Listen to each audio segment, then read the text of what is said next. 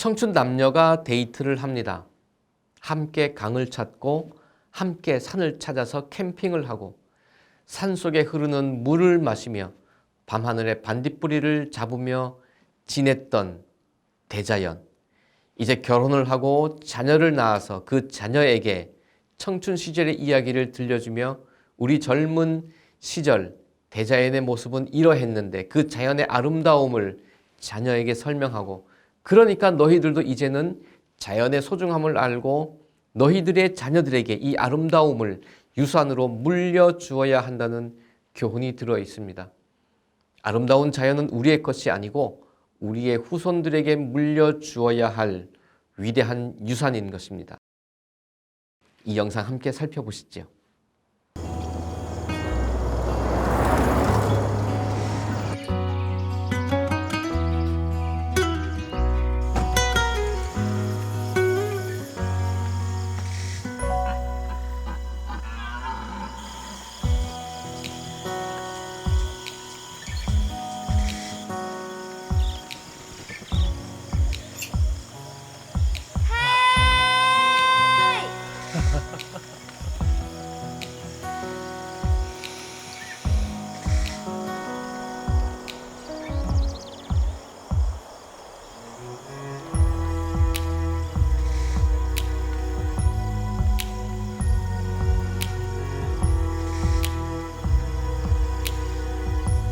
只是想来呼吸点新鲜空气，却开始明白自己。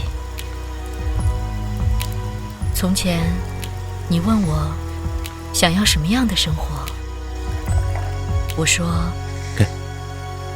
我想要个大房子，装得下中年发福的你我。后来，房子有了，爱却淡了。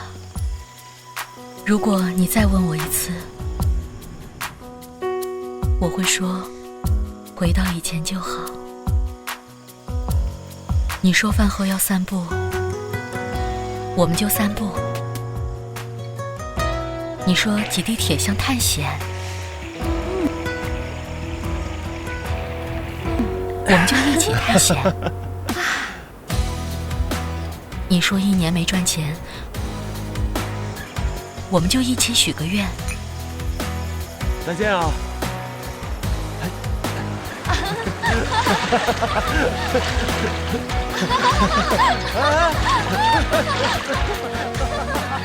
你说你学了首歌，我说我准备了支舞。你说世界这么大，一定能奋斗出个家。我说只要有你。